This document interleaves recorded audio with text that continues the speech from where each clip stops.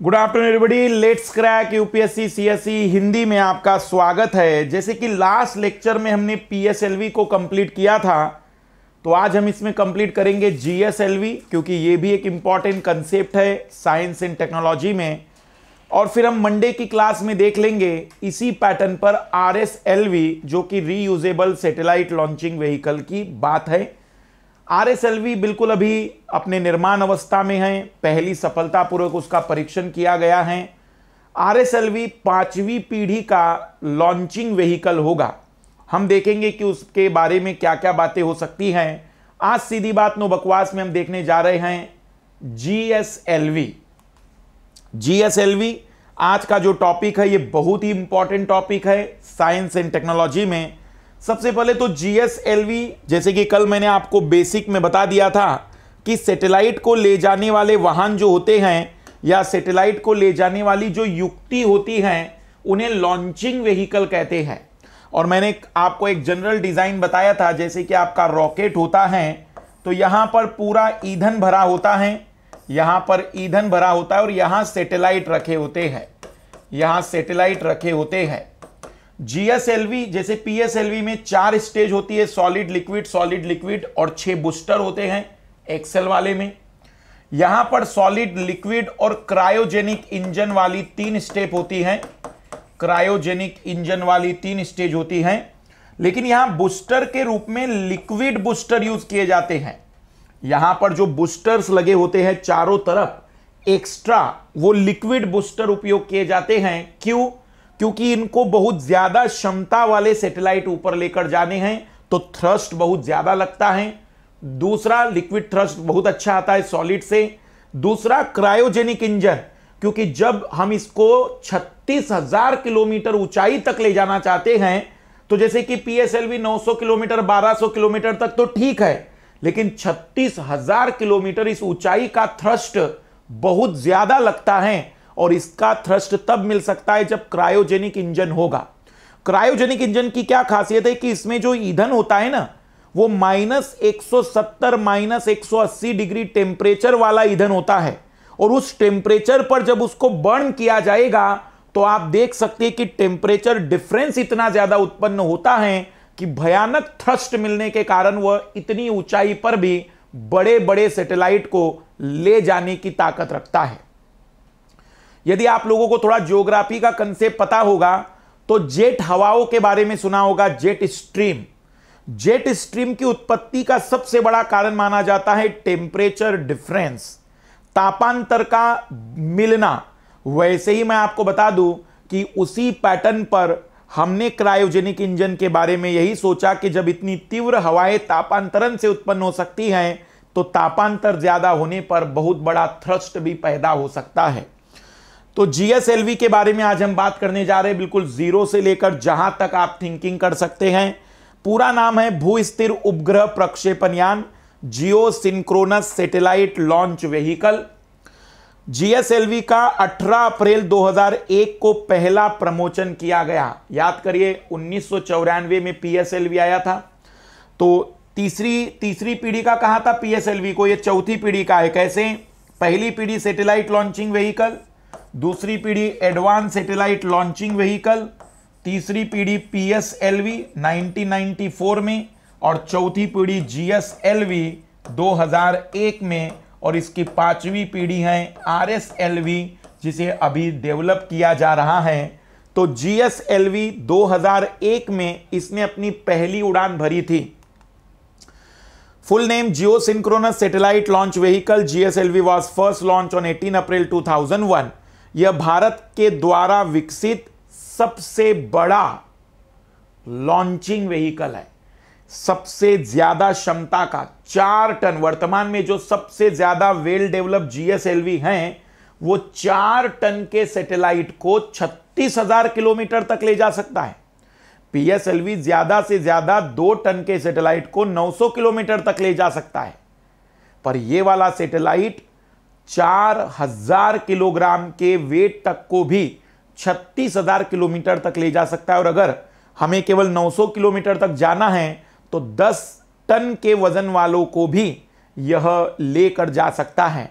और इसी कारण से भारत जब चंद्रमा तक जाने कदम रखने की सोच रहा है, मानव को भेजने की सोच रहा है, या फिर हम कहेंगे कि अपना एक स्पेस स्टेशन बनाने की सोच रहा है, उसका सबसे बड़ा आधार है ये।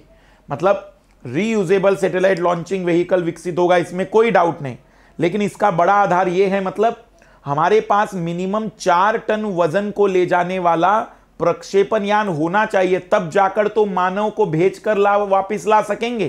क्योंकि इतना तो सामान्य भार होता ही है जब हम किसी भी स्पेसशिप को या फिर सैटेलाइट को भेजते हैं जिसमें मानव को भेजना है।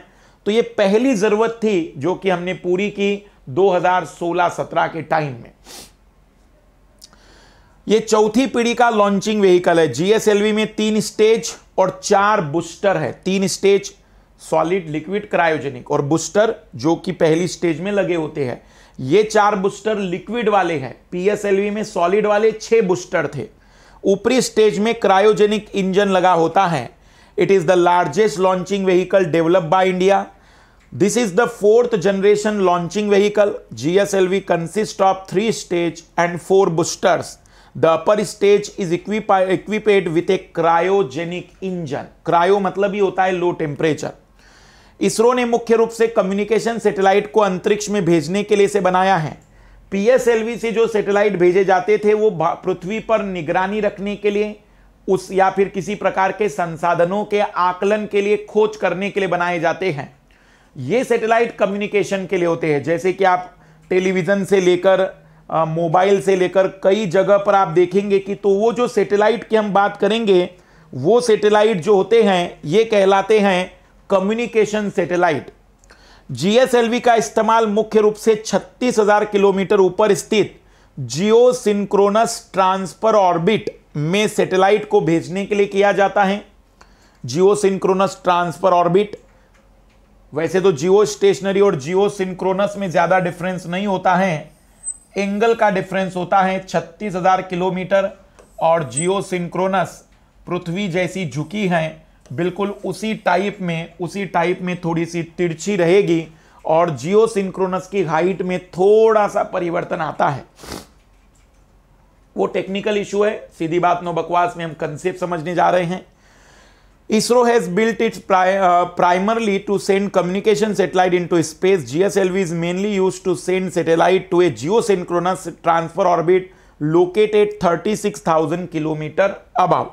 36,000 किलोमीटर एक ऐसी ऊंचाई है जिस पर जो सैटेलाइट जाएगा उसका जो परिक्रमण काल होगा, उसका जो रिवोल्यूशन टाइम होगा वह 24 घंटे होगा, जितना कि पृथ्वी का घूर्णन टाइम होता है, रोटेशनल टाइम होता है। उससे बेनिफिट होता है कि जैसे ये सैटेलाइट मान लो कि मैंने भारत के ऊपर रखा है, तो भारत जितना घूमेगा सैटेलाइट उतना घूम जाएगा, फिर भारत जितना घूमेगा सैटेलाइट उतना घूम जाएगा, फिर भारत जितना घूमेगा सैटेलाइट उतना घूम जाएगा। तो जितनी पृथ्वी घूमती चली जाएगी ये सैटेलाइट भी उतना ही घूमता चला जाता है। सिंपल सी बात अगर मैं आप लोगों से कहूं तो यह किसी प्लेस के रिस्पेक्ट में स्थिर होता है, और इसलिए इसकी कक्षा को भू स्थिर कक्षा भी कहते हैं, जियो स्टेशनरी सैटेलाइट भी कहते हैं। जीएसएलवी ऐसा लॉन्चिंग व्हीकल है जो 2 टन से अधिक भार के उपग्रह को पृथ्वी से 36,000 किलोमीटर की ऊंचाई पर भू स्थिर कक्षा में स्थापित कर देता है, जो विषुवत वृत्त या भूमध्य रेखा की सीध में होता है। पोलर सैटेलाइट इस तरीके से होते हैं और जो जीएसएलवी वाले सैटेलाइट है वो इस तरीके से होते हैं, इनके बीच में बहुत अंतर आ जाता है। GSLV is launching vehicle that place a satellite weighting more than 2 ton in geostationary orbit an altitude of 36,000 kilometre above the earth which is in the equator. ये रॉकेट अपना कार्य 3 चरण में पूरा करता है। इसके तीसरे यानी अंतिम चरण में सबसे अधिक बल की आवश्यकता होती है। रॉकेट की आवश्यकता केवल क्रायोजेनिक इंजन ही पूरा कर सकते हैं, इसलिए बिना क्रायोजेनिक इंजन के जीएसएलवी रॉकेट का निर्माण मुश्किल होता है। मैं आपको बता दूं कि क्रायोजेनिक इंजन ही यहां पर बनाना अपने आप में एक चुनौती थी, क्योंकि हमारे पास जो ईंधन है वो बहुत ही निम्न टेम्परेचर पर है और उसे बर्न करना है। तो सोचे कि बर्न करने के बाद टेम्परेचर बढ़ सकता है ईंधन का, और ईंधन में कहीं ना कहीं विस्फोट हो सकता है, तो उसे भी सुरक्षित रखना, उसको भी एक निश्चित मार्ग तक पहुंचाना और उस टेम्परेचर के बावजूद भी इस टेम्परेचर को मेंटेन करना एक बड़ी चुनौती थी। इसमें हमें पहला क्रायोजेनिक इंजन रूस ने मदद की थी GSLV Mark 1 में। तो पहला जो GSLV Mark 1 हमने बनाया था उसमें रूस का क्रायोजेनिक इंजन उपयोग किया गया था, पर रूस ने इंजन दिया था, टेक्नोलॉजी नहीं दी थी कि बनाते कैसे है। भारतीय लोग हैं हम, साधारण तो है नहीं। GSLV Mark 2 में अपना इंडियन क्रायोजेनिक इंजन बना दिया। जैसे ही इंडिया ने क्रायोजेनिक इंजन बना दिया, भारत ने जो मारक क्षमता वाले मिसाइलें होती हैं उसमें भी एक बड़ा अचीवमेंट प्राप्त कर लिया। जो इंटरकॉन्टिनेंटल मिसाइल्स होती है, जो इंटरकॉन्टिनेंटल हम कह सकते हैं कि एक से दूसरे महाद्वीप पर जाने वाली मिसाइलें, या जिनकी मारक क्षमता न्यूनतम 5,500 किलोमीटर से ज्यादा की होती है, हम उन्हें कहते हैं कि वो इंटरकॉन्टिनेंटल मिसाइलें हैं। अब उन मिसाइलों के लिए भी क्रायोजेनिक इंजन लगता है और ये हमारे पास था नहीं। तो जब क्रायोजेनिक इंजन भारत ने डेवलप किया इसके लिए, तो मिसाइल टेक्नोलॉजी में भी हम डेवलप हो गए और इसी कारण से भारत फिर उन कुछ देशों के समूह में शामिल हो गया जिनके पास इंटरकॉन्टिनेंटल मिसाइल बनाने की टेक्नोलॉजी आ गई।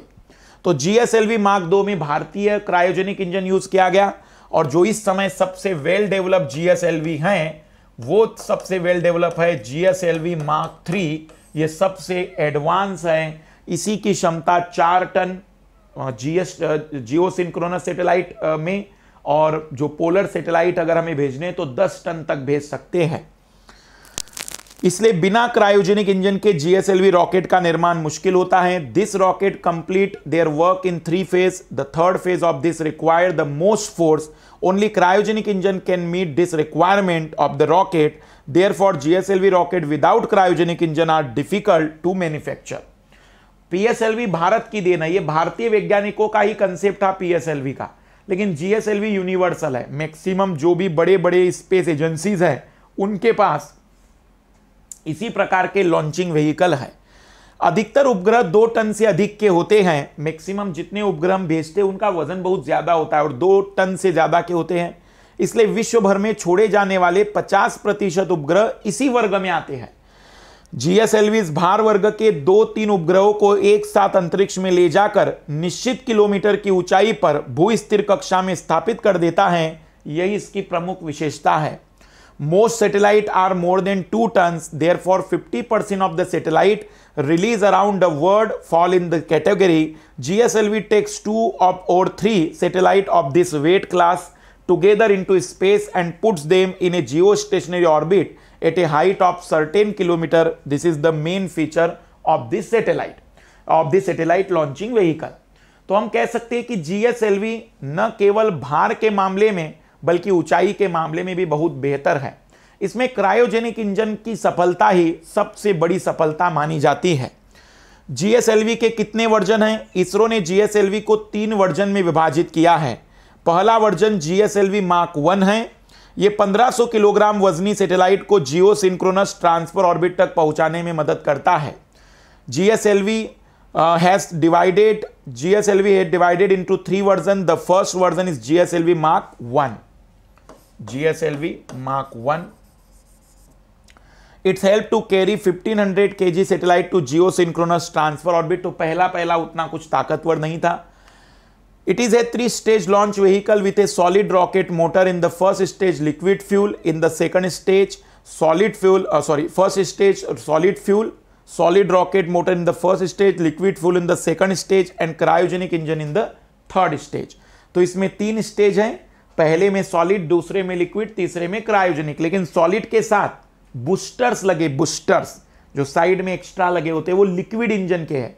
पहली बार बूस्टर लिक्विड इंजन के लिए गए हैं, जबकि हमारे PSLV में बूस्टर भी सॉलिड लिक्विड इंजन वाले होते हैं, सॉलिड फ्यूल वाले होते हैं, सॉलिड ईंधन वाले होते हैं। GSLV Mark 3 सबसे बेस्ट, सबसे वेल डेवलप।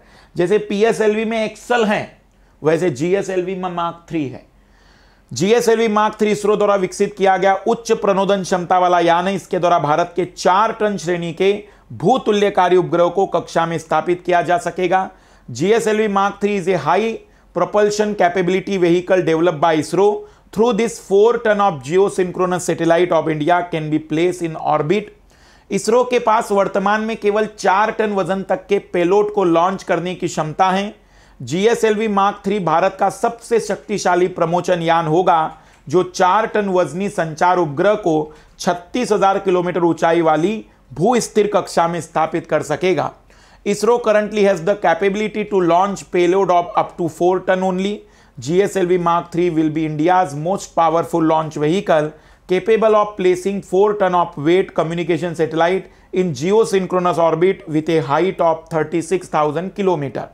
आपके जो इसरो ने अपने वेबसाइट पर यह चित्र दिया, ये बूस्टर्स है, ये है बूस्टर्स लालो जो लिक्विड इंजन लिक्विड फ्यूल के लिए गए। इस बार पहला जो स्टेज है ये सॉलिड फ्यूल वाला है, ये सेकंड स्टेज लिक्विड वाला है और थर्ड में क्रायोजेनिक इंजन है। The high thrust hypergolic liquid propellant Vikas engine, कल भी बताया था मैंने, जो लिक्विड के लिए होता है स्पेशल इंजन होता है, उसका नाम विकास इंजन है। Version with a higher chamber pressure is use here. It is the activated 150 second into flight, 156 second में एक्टिवेट हो जाता है। The GSLV use 4 liquid strip on motor, ये 4 स्ट्रिप यूज करते हैं, 3 दिख रहे एक पीछे की ओर। The strip on are powered by on 1 Vikas engine and each along with the solid rocket motor core of the first stage. इसके साथ एक सॉलिड रॉकेट वाला बीच वाला कोर इंजन है। Provide the enormous thrust to the launchers, बहुत ज्यादा thrust provide करने की ताकत रखता है। The cryogenic upper stage of GSLV impart a high velocity to the payload and detach at the periapsis. This high velocity is characteristic of the geosynchronous transfer orbit. Once the spacecraft reach the apoapsis of this high eccentricity orbit, it's perform a burn using in on board engine to circularize its orbit. तो वहां पर वो finally GSLV का cryogenic engine उस ऊंचाई पर पहुंचने के बाद उसे अपने जो कक्षा है उसमें स्थापित करने में सबसे ज्यादा मदद करता है। At a diameter of 3.4 metre the payload fairing of GSLV is wider than the rest of the launcher. The fairing provide aerodynamics efficiency and shield the payload from mechanical damage during the atmospheric phase of flights. GSLV geosynchronous launch vehicle, कुछ fact देख लेते हैं। इसकी ऊंचाई लगभग 43 metre की है, 3 stage है इसके अंदर। 18 अप्रैल 2001 को पहली उड़ान थी। स्ट्रेप मोटर लिक्विड वाले हैं इसके अंदर। GSLV में 4 लिक्विड इंजन स्ट्रेप का इस्तेमाल है। लिक्विड स्ट्रेप जो साइड में लगे होते हैं, जो PS2 से ज्यादा भारी है, मतलब जो सेकंड स्टेज है उससे भी ज्यादा भारी है। साथ ही विकास इंजन भी है। Unsymmetrical dimethyl hydrazine nitrogen tetroxide N2O4 इसमें भरा होता है और 680 किलो नॉट वाला इसके अंदर थ्रस्ट होता है, न्यूटन वाला थ्रस्ट होता है। बर्न टाइम 160 सेकंड के आसपास है। फिर पहली स्टेज जिसमें कि ठोस रॉकेट मोटर होगा और 4 लिक्विड स्ट्रिप जो चारों ओर लगी होती है, अभी जिसकी चर्चा की। S139 उसका इंजन है, जैसे विकास इंजन लिक्विड के लिए है। हाइड्रोक्सी टर्मिनेटेड पॉलीब्यूटाडाइन ईंधन का यूज है और बहुत ज्यादा थ्रस्ट 10 से 100 सेकंड में ही स्टार्ट हो जाता है। फिर दूसरी स्टेज GS2 फिर से विकास इंजन लिक्विड है। अनसिमेट्रिकल डाइमिथाइल हाइड्राजिन और नाइट्रोजन टेट्राऑक्साइड विकास इंजन, जैसे यहां पर S139 इंजन था विकास इंजन। और cryogenic engine, cryogenic upper stage project के अंतर्गत तैयार हुआ है। CE7.5 क्रायोजेनिक इंजन का नाम है। CE मतलब क्रायोजेनिक इंजन, जिसे लिक्विड प्रोपल्शन सिस्टम सेंटर में विकसित किया है। लिक्विड ऑक्सीजन और लिक्विड हाइड्रोजन का यहां ईंधन के रूप में उपयोग करते हैं और इसका जो थ्रस्ट है वो 75 होता है। 720 सेकंड बर्न टाइम है। PSLV और GSLV में मेन डिफरेंस क्या है? PSLV पुराना है, GSLV नया है। GSLV के ज्यादा वजन लेने की क्षमता है जबकि PSLV की कम। GSLV में 3 ही चरण होते हैं जबकि PSLV में ईंधन के 4 चरण हैं। PSLV is old while GSLV is new. GSLV has more weight carrying capacity whereas PSLV has less. GSLV has 3 stage whereas PSLV has 4 stage. GSLV में क्रायोजेनिक रॉकेट इंजन लगा हुआ है जो ज्यादा जोर का धक्का देता है जबकि PSLV में परंपरागत रॉकेट इंजन लगा हुआ है। GSLV में 4 लिक्विड बूस्टर है नीचे, PSLV में 6 है लेकिन वो सॉलिड बूस्टर है। GSLV के मुकाबले PSLV ज्यादा भरोसेमंद है क्योंकि PSLV में असफलता की दर बहुत कम है। अभी तक 2 उड़ानों में केवल असफल हुआ है, जबकि अभी तक जीएसएलवी कई बार असफल हो चुका है। GSLV is equipped with cryogenic rocket engine while gives the more thrust. PSLV is equipped with the conventional rocket engine. GSLV has 4 liquid booster while PSLV has 6 solid booster. PSLV is more reliable than GSLV. आपके general science में current affair में ये आता ही है और GS paper 3rd unit 5 में आपको space technology में से पढ़ना है। कल की क्लास में हम देखेंगे RSLV reusable satellite launching vehicle, क्योंकि ये भी एक सैटेलाइट लॉन्चिंग व्हीकल है जिसमें नासा, चीन, रशिया, इनके पास इसकी टेक्नोलॉजी हमारे से ज्यादा वेल डेवलप है। हम इसे शुरुआती स्टेज में अभी पहुंचे हैं और जिस समय ये विकसित हो जाएगा तो हमें सैटेलाइट भेजने का खर्च बहुत कम हो जाएगा। क्यों? क्योंकि हम जिस व्हीकल को भेजते हैं वो जाता है और खत्म हो जाता है कचरे के रूप में, पर ये जाएगा और फिर वापस आएगा तो थोड़े बहुत खर्चे में फिर से नया सैटेलाइट भेजा जा सकेगा। तो रीयूजेबल सैटेलाइट लॉन्चिंग व्हीकल ये जब डेवलप होगा उसके बाद ही हम मानव को कहीं पर भेजकर वापस ला सकेंगे। अंतरिक्ष स्पेस स्टेशन या गगनयान जो प्रोजेक्ट है उसके लिए ये जरूरी है डेवलप होना। तो देखेंगे ये क्या क्यों जरूरी है। जब भी आप अनअकैडमी पर किसी भी प्रकार का सब्सक्रिप्शन लेना चाह रहे हो तो आप MK लाइव 10% की छूट के लिए उपयोग कर सकते हैं।